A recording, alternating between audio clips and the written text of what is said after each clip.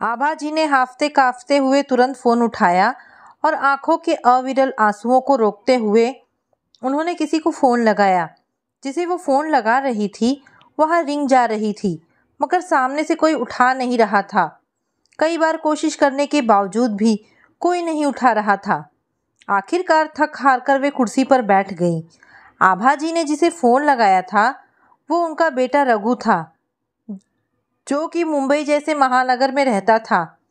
रघु पढ़ा लिखा था और बैंक में ब्रांच मैनेजर था। रघु ने एमबीए की डिग्री हासिल की थी। रघु पढ़ाई एमबीए करवाने के लिए पुणे भेजा गया था, क्योंकि रघु अपने माता पिता के साथ गांव में रहता था और विजय जी और आभा जी का रघु एक ही बेटा था, जो सबसे छोटा था। वैसे आभा जी और विजय जी की 2 बेटियां और थीं। बड़ी बेटी गीता और दूसरी बेटी बबीता। दोनों की ही स्नातक स्तर की पढ़ाई पूरी हो जाने के बाद विजय जी ने दोनों का ही अच्छा घर देखकर शादी करवा दिया। बड़े ही मन्नतों के बाद विजय जी और आभा जी को रघु के रूप में 2 बेटियां होने के बाद बेटे की प्राप्ति हुई थी। पूरे 1 हफ्ते जश्न मनाया गया था पूरे गांव में रघु के दादाजी दादी जी द्वारा। अब विजय जी और आभा जी की पूरी आशा बेटे रघु से जुड़ी थी।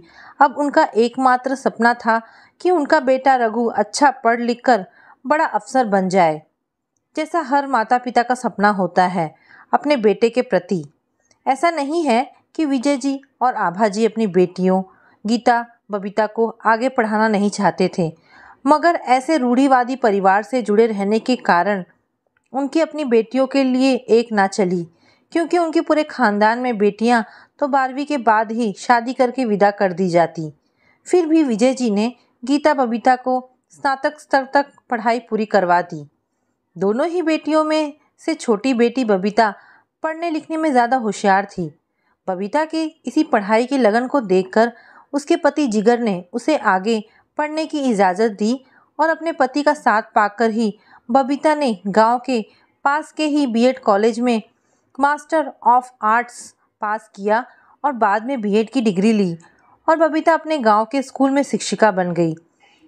विजय जी की बड़ी बेटी गीता ससुराल में घर गृहस्थी संभालती और घरेलू थी। दोनों बेटियों का ससुराल आसपास के गांव में ही था। बेटे रघु की पढ़ाई पूरी हो गई थी। अब रघु की आगे की पढ़ाई के लिए विजय जी ने महात्मा गांधी काशी विद्यापीठ यूनिवर्सिटी में एडमिशन लेने का सुझाव दिया। इससे बेटा आंखों के आसपास ही रहता और वे दोनों बेटे से मिल भी लेते। मगर रघु तो पुणे के नामचीन Balaji institute of international business में एडमिशन लेना चाहता था। रघु ने माता पिताजी को खूब समझाया और कहने लगा कि पापा, यह पुणे का बेस्ट इंस्टीट्यूट है और एक बार मैंने यहाँ से डिग्री ले ली तो कुछ ही सालों में बड़े बैंक में मैनेजर के पोस्ट पर लग जाऊंगा और लाखों में कमाऊंगा। पापा, आपका रुतबा कितना बढ़ जाएगा जब सभी गांव वाले आपको कहेंगे, देखो रघु इनका ही बेटा है जो बड़ा वाला मैनेजर है। आखिरकार विजय जी आशा जी मान गए और रघु का एडमिशन यहाँ पुणे में हो गया और रघु के रहने के लिए हॉस्टल का भी इंतज़ाम हो गया। रघु अब मन लगाकर पढ़ाई कर रहा था और छुट्टियों में आता रहता अपने गांव। विजय जी उत्तर प्रदेश के वाराणसी जिले के कंचनपुर के रहिवासी थे। विजय जी कोई नौकरी तो नहीं करते थे, मगर उनके पास खेती खलियान ज़्यादा था, जिसके बदौलत ही जीविका चल रही थी और 2 दुकानें भी थी विजय जी की शहर में, जिसका किराया आता था। अब रघु की पढ़ाई पूरी होने वाली थी, मगर अपने ही हॉस्टल के बगल वाले गर्ल्स हॉस्टल में रहने वाली निकिता को दिल दे बैठा था रघु। निकिता बीटेक कर रही थी और अपने माता पिताजी की दूसरी बेटी थी। रघु और निकिता दोनों ही एक दूसरे को चाहने लगे और एक दूसरे से शादी करना चाहते थे। जब दोनों की ही पढ़ाई पूरी हो गई तब दोनों ने ही अपने माता पिता से एक दूसरे के बारे में चर्चा की। दोनों के ही परिवार वालों ने साफ साफ इनकार कर दिया। निकिता के माता पिता का कहना था कि बेटी रघु हमारे दर्जा और स्तर का नहीं है, वो एक रूढ़िवादी परिवार से संबंध रखता है, इसीलिए कहीं ना कहीं रघु की भी सोच उनके जैसी ही होगी और वो तुम्हें कभी खुश नहीं रख पाएगा। आगे चलकर हम नहीं चाहते कि तुम परेशान या दुखी रहो बेटी, इसीलिए प्लीज़ अपने दिमाग और दिल से रघु नाम का यह लड़का पूरी तरह निकाल दो। और यहाँ रघु के माता पिताजी का कहना था, बेटा वो लड़की हमारे जात पात के हिसाब से अनुकूल नहीं है। बेटा वो शहर की पढ़ी लिखी लड़की हमारे साथ सामंजस्य नहीं बैठा पाएगी। समझो बेटा। आभा जी तो सुबक सुबक कर रो रही थी, मगर बेटे के आगे विजय जी और आभा जी को झुकना पड़ा और वे रघु और निकिता की शादी के लिए राजी हो गए। निकिता मुंबई की रहीवासी थी और मुंबई में ही दोनों का साधारण तरीके से शादी करवा दिया गया। रघु की तरफ से विजय जी, आभा जी, बहनें गीता बबीता और कुछ खास गिने चुने मेहमान शामिल थे। रघु की शादी के पहले ही एक बेडरूम, हॉल, किचन का फ्लैट किराए पर लिया गया था, जिसमें शादी के बाद रघु और निकिता रहने वाले थे। शादी हो जाने के बाद 1 सप्ताह के बाद ही विजय जी, गीता, बबीता और सारे मेहमान वापस लौट गए। सिर्फ आभा जी यहाँ बेटे बहू के साथ कुछ दिनों रहने वाली थी। आखिर ममता थी बेटे के लिए। निराश होकर विजय जी वापस लौट गए, क्योंकि वे इस शादी से बिल्कुल भी खुश नहीं थे। ना जाने कितने सपने संजोए थे विजय जी ने अपने इकलौते बेटे के लिए। उनका सपना था कि रघु की शादी गांव में धूमधाम से हो, मगर सब आशाएं निराशाओं में बदल गई। आभा जी निकिता को सब नई बहू का कर्तव्य सिखा रही थी, मगर निकिता एक कान से सुनकर दूसरे कान से निकाल देती। रघु और निकिता दोनों ही नौकरी पर लग गए। आखिर इस महानगरी में रहना है तो दोनों नए जोड़े को नौकरी तो करनी ही पड़ेगी। और यह फ्लैट जिसमें वो रह रहे थे किराए का था और 20,000 इसका किराया था और डिपॉजिट था 50,000, जो कि सारा विजय जी ने भरा था। मगर आगे से यह सब रघु देखे और उसकी पत्नी। नया घर जमाते जमाते तकरीबन 4 महीने बीत गए और अब आभा जी वापस गांव जाना चाहती थी, विजय जी के पास। जब तक आभा जी थी तब तक नाश्ता, खाना, टिफ़िन दोनों ही बेटे बहू को समय पर मिल जाता, मगर आभा जी के जाने के बाद इन सभी चीज़ों की समस्या होने लगी। इन सभी कामों का समाधान निकिता ने नई मेड लेकर ख़त्म कर दी। नई मेड आए जाने से नाश्ता खाने की समस्या ख़त्म हो गई और बाकी ऊपरी काम निकिता कर देती। आभा जी अपने गांव, अपने पति विजय जी के पास वापस लौट आईं। अब उन्हें अपनी खेती बाड़ी की देखभाल तो खुद ही करनी है। ना जाने विजय जी और आभा जी रघु की पत्नी से कितनी उम्मीदें जोड़ बैठे थे। उन्हें आशा थी कि वे अपनी पसंद की घरेलू लड़की लाएंगे जो उनके साथ रहेगी, उनका ख्याल रखेगी और वे भी बहुत सम्मान बेटी का भरपूर ख्याल रखेंगे। मगर सारे सपने सपना बनकर आसमान में उड़ गए। अब स्थिति जैसी भी हो, अब निकिता ही इस घर की बहू है और वह उनकी जिम्मेदारी है। धीरे धीरे समय बीतता गया और साल भर निकल गया। अब परेशानी सिर्फ रघु और निकिता को हो रही थी। दोनों की ही नई नई नौकरी थी, इसलिए सैलरी भी कुछ खास नहीं थी और जो कुछ भी बच जाता तो घर खर्च, मेड का खर्चा, फ्लैट का किराया आदि में खपत हो जाता। इन्हीं सब चीज़ों में उलझकर रघु अब निकिता के प्रति चिड़चिड़ा हो जाता, क्योंकि वो तो अपने आप को अपने पति के दर्जे से देख रहा था। दोनों का ही साथ में काम करना आदि से घर की हालत ठीक नहीं रहती। सारा सामान घर में फैला रहता, घर एकदम अव्यवस्थित सा रहता। इन्हीं सब कारणों से रघु और निकिता के बीच कहासुनी हो जाती। मैंने कितनी बार कहा है तुमसे कि चीज़ों को ढंग से रखा करो, मगर तुम तो सारा घर सामान फैला कर रखती हो, जैसे ये घर ना होकर कबाड़ खाना हो गया है। तुम्हारी कुछ पत्नी होने के दायित्व हैं, रघु कुड़कर कहता। मगर निकिता कहाँ यह सब बर्दाश्त करने वाली। वो झट से पति से कहती, 1 मिनट, मैं तुमसे आधा घंटा पहले घर आती हूँ, तो इसका मतलब यह हरगिज़ नहीं कि सारी जिम्मेदारी मेरे ऊपर ही हो। मत भूलो रघु कि मैं भी काम करती हूँ और खर्च में आधा सहयोग देती हूँ, तो यह जिम्मेदारी तुम्हारी भी है। आशा जी हर दूसरे दिन बेटे को फ़ोन कर हाल चाल लेती। रघु अपनी सारी आर्थिक परेशानियां माँ से बता देता। मम्मी, यह फ्लैट का किराया ही बहुत महंगा पड़ रहा है। अगर हमारा खुद का घर होता तो थोड़ा बोझ तो कम हो जाता। मम्मी पापा से कहिए ना कि अपना वो जो दुकानें हैं उन्हें निकाल कर यहाँ मुंबई में एक फ़्लैट ले लें, जिससे कुछ बोझ कम हो जाए। आखिरकार बेटे की समस्या को अपनी समस्या समझते हुए विजय जी ने वो बनारस की दोनों दुकानें बेच दिए, बिना कुछ सोचे समझे, बिना किस निर्णय के। आखिर क्या सोचते, रिश्तों में शंका थोड़ी ही रखी जाती है। रघु उनका अपना बेटा है और वे रघु के पिता। रघु ने जल्द ही 2 BHK फ्लैट बुक कर दिया। उसने पैसों का सारा भुगतान कर दिया। रघु अब वीडियो कॉल करता और माता पिताजी से घंटों बात करता। एक दिन रघु ने अपने पिता बनने की खुशखबरी विजय जी और आभा जी को सुनाई और उन्हें अपने पास बुलाने की इच्छा प्रकट की। अगले ही महीने विजय जी और आभा जी मुंबई में बेटे के साथ रहने आए। अब वो बहू की सेवा दिनों रात करती। विजय जी को बार बार अपने गांव वापस लौटना पड़ता क्योंकि खेती बाड़ी उन्हीं को संभालना पड़ता था। घर में किलकारियां गूंज उठी।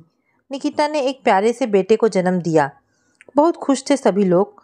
बच्चे के जन्म देने के 4 महीने बाद ही निकिता ने ऑफिस ज्वाइन कर लिया। मगर रघु नहीं चाहता था कि अब निकिता काम करे। घर में मेड तो लगी ही थी और पोते की सारी जिम्मेदारी आभा जी संभालती थी।